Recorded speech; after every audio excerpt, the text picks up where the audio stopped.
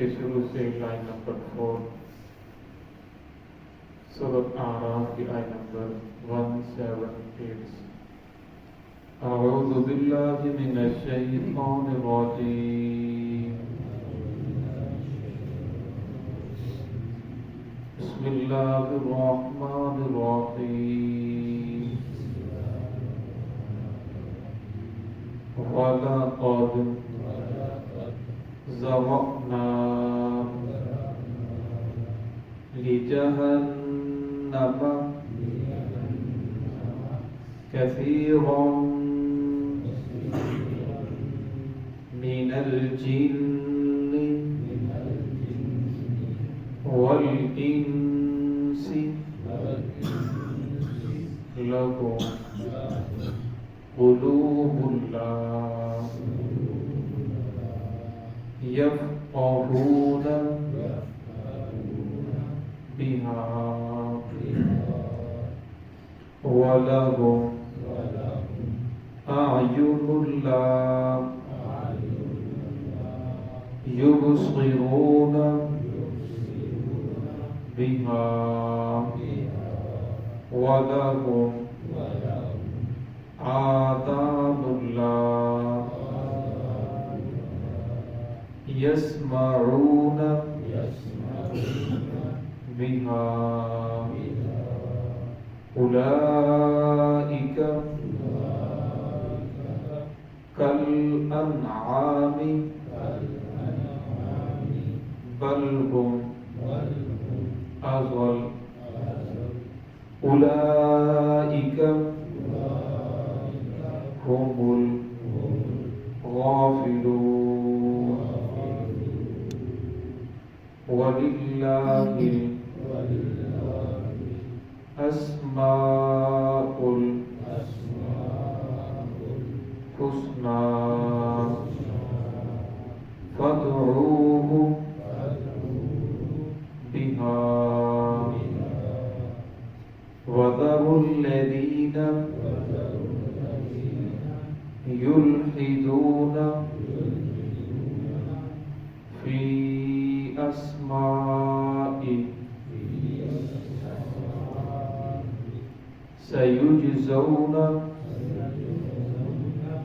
मा कानू यअमलून वमिम्मन खलक़ना उम्मतुन यहदून बिल-हक़्क़ि वबिही यअदिलून। बिस्मिल्लाहिर्रहमानिर्रहीम।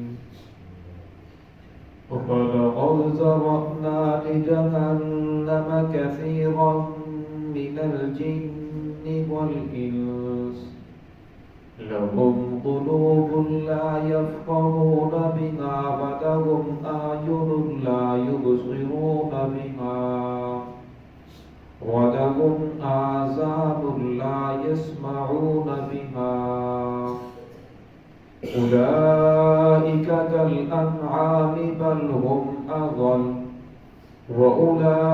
उलाइका हुमुल गाफिलून वलिल्लाहिल अस्माउल हुस्ना फदऊहु बिहा वज़रुल लज़ीना युल्हिदून फी अस्माई सयुजज़ौन मा कानू यअमलून वमिम्मन खलक़ना उम्मतुन यहदून बिल-हक़्क़ि वबिही यअदिलून। वलक़द ज़रअना लिजहन्नम, अलबत्ता तहकीक हमने पैदा किया जहन्नम के लिए कसीरों मिनल जिन्नि वल इंस, बहुत से जिन्नों को और इंसानों को, लहुम क़ुलूबुन ला यफ़क़हून बिहा, और उनके लिए दिल हैं ला यफ़क़हून बिहा, लेकिन वो उससे समझते नहीं हैं, वलहुम अ'युनुन, और उनके लिए आँखें हैं ला युबसिरून बिहा, لیکن وہ ان آنکھوں سے دیکھتے نہیں ہیں. وَلَهُمْ آذَانٌ اللہ ان کے لیے کان ہیں. لَا يَسْمَعُونَ بِهَا لیکن وہ ان کانوں سے سنتے نہیں ہیں. أُولَٰئِكَ كَالْأَنْعَامِ یہ جانوروں کی طرح ہیں. بَلْ هُمْ أَضَلُّ بلکہ اس سے بھی زیادہ گمراہ ہیں. أُولَٰئِكَ هُمُ الْغَافِلُونَ یہی لوگ ہیں جو غافل ہیں. وَلِلَّهِ الْأَسْمَاءُ الْحُسْنَىٰ اللہ رب العزت کے لیے اچھے اچھے نام ہیں. فَادْعُوهُ بِهَا بس تم پکارو اسی ناموں کے ساتھ. وَذَرُوا الَّذِينَ چھوڑ دو ان لوگوں کو يُلْحِدُونَ فِي أَسْمَائِهِ جو کجروی اختیار کرتے ہیں ان ناموں کے بارے میں. سَيُجْزَوْنَ عنقریب انہیں بدلہ دیا جائے گا.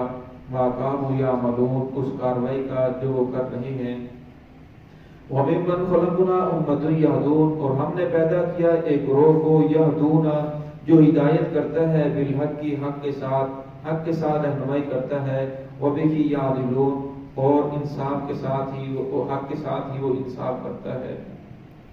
اس پہلی آیت کے اندر اللہ رب العزت نے ان لوگوں کا تذکرہ فرمایا کہ اللہ رب العزت نے انہیں سمجھ دی, عقل دی, دنیا کے اندر پیدا فرمایا, ہر طرح کی نعمتیں دی اور فرمایا لیکن دنیا کے اندر آ جانے کے بعد ان لوگوں نے اپنا کردار ایسا کر لیا گویا کہ وہ ایسا ہو گئے کہ جیسے وہ پیدا ہی جہنم کے لیے ہوئے ہوں. ان کا مقصد ہی جہنم ہو. دنیا کے اندر آ کر انہوں نے اللہ رب العزت کی نافرمانی ہی کرنی ہے. محمد رسول اللہ صلی اللہ علیہ وسلم کے احکامات کو ہی ٹھکرانا ہے. فرمایا جو ایسے لوگ ہیں فرمایا اللہ رب العزت نے ایسی کوئی بات نہیں کہ اللہ نے انہیں سمجھ نہیں دی, اللہ نے انہیں کان نہیں دیے, اللہ نے انہیں آنکھیں نہیں دی. اللہ بشاہ فرماتے ہیں لَهُمْ قُلُوبٌ لَا يَفْقَهُونَ بِهَا ہم نے انہیں دل تو عطا فرمائے لا يفقهون بها لیکن وہ ان دلوں کے ساتھ سمجھتے نہیں ہیں. فرمایا دل کی حیثیت جسم کے اندر بادشاہ کی ہے. فرمایا دل جو فیصلہ کرتا ہے پھر دماغ کو اپنی وہ بات منتقل کرتا ہے.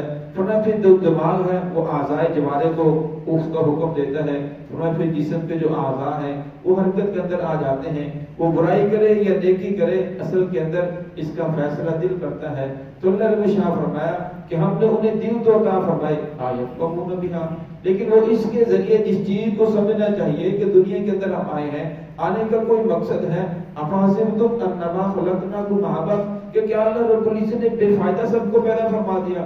ایسی کوئی بات نہیں. فرمایا دنیا کے اندر اللہ رب العزت نے جس چیز کو پیدا فرمایا ہے اس کا کوئی نہ کوئی مقصد ہے. یہ مسجد ہے اس کا ایک مقصد ہے, یہ جو 4 ستون ہے اس کا ایک مقصد ہے, یہ جو سپیکر چل رہا ہے اس کا ایک مقصد ہے. فرمایا ہر چیز کا ایک مقصد ہے کہ انسان کو بے مقصد پیدا فرما دیا کہ انسان کا دنیا کے اندر آنے کا کوئی مقصد نہیں ہے. فرمایا ان لوگوں نے اس دل کے ذریعے اس چیزوں کو نہیں سمجھا. آگے اللہ شاہ فرماتے ہیں لَهُمْ أَعْيُنُ اللَّهِ ان کے لیے آنکھیں تو عطا فرمائی, آنکھوں کے ذریعے وہ چیزیں تو دیکھتے ہیں لیکن عبرت کا دیکھنا نہیں دیکھتے. اتنا بڑا آسمان ہے جب سے بنا کوئی شگاف نہیں آیا, کوئی رنگت خراب نہیں ہوئی. اگر کوئی تو ذات ہے جو سارے نظام کو چلانے والی ہے لیکن فرمایا وہ عبرت کا دیکھنا نہیں دیکھتے. وَلَهُمْ آذَانٌ لَا يَسْمَعُونَ بِهَا فرمایا ان کو کان تو عطا فرمائے. فرمایا چاہیے تو یہ تھا ان کانوں کے ذریعے حق بات کو سنتے, اس کے اوپر عمل کرتے. لیکن فرمایا کانوں کے ذریعے وہ خرافات تو سنتے ہیں, کانوں کے ذریعے وہ برائی کی باتوں کو سنتے ہیں. لیکن فرمایا حق بات اگر کان کے اندر پڑتی بھی ہے فرمایا اس کے اوپر یہ لوگ عمل کرنے کے لیے تیار نہیں ہیں. اگے اللہ شاہ فرمایا اولئک کالانعام فرمایا جو لوگ اتنا کچھ ہونے کے باوجود پھر بھی سیدھے راستے کے اوپر آنے کے لیے تیار نہیں, اولئک کالانعام یہ لوگ جانور ہیں. پھر آگے شاہ فرمایا بل ہم اضل بلکہ یہ جانور سے بھی زیادہ بدتر ہیں. جانور کی 2 صفات ہیں, جانور کو شعور نہیں ہوتا, جانور کو عقل سمجھ نہیں ہوتی. اور میں دوسری اس کی صفت یہ ہے لیکن جانور کا مالک جب اسے کسی کام سے جھڑک دیتا ہے, روک دیتا ہے تو وہ فوراً رک جاتا ہے. فرمایا جانوروں میں سب سے جو احمق بے وقوف ہے وہ گدھے کو کہا جاتا ہے. لیکن فرمایا گدھے کا مالک جب اسے روک دیتا ہے یا چلنے کا حکم کہتا ہے یا دائیں بائیں مڑنے کا حکم دیتا ہے تو وہ فوراً مڑ جاتا ہے. فرمایا وہ تو اس کا مجازی مالک ہے, حقیقی مالک نہیں. حقیقی مالک تو اللہ کی ذات ہے. لیکن فرمایا اللہ رب العزت کی ذات نے انسان کو عقل دی ہے, سمجھ دی ہے. اور فرمایا پھر انسان کا حقیقی مالک اللہ رب العزت کی ذات ہے. پھر اللہ رب العزت بندے کو حکم دیتے ہیں اور فرمایا پھر بندہ سارا دن اللہ رب العزت کی نعمت استعمال کرنے کے بعد اللہ رب العزت کے احکامات کو ٹھکرا دے. پھر اللہ نے فرمایا یہ لوگ جانور ہیں, بل ہم اضل بلکہ اب ان کی حالت یہ ہو چکی ہے یہ جانور سے بھی گر چکے ہیں. کیونکہ جانور یہ اپنے مالک کی بات مانتا ہے لیکن یہ اپنے مالک کی بات ماننے کے لیے تیار نہیں ہے. اولئک هم الغافلون، اصل بات یہ ہے کہ یہ لوگ غافل ہو چکے ہیں۔ غافل اسے نہیں کہتے کہ جسے کوئی چیز مل ہی نہیں رہی، ورنہ وہ غافل نہیں، غافل وہ ہے کہ جس کے پاس چیز تو موجود ہے لیکن وہ بھول چکا ہے، گھر کے اندر چیز پڑی ہے، اس کے اوپر ڈسٹ پڑ رہی ہے، مٹی پڑ رہی ہے، اسے زنگ کھائے جا رہا ہے لیکن اسے اس کی کوئی فکر نہیں ہے۔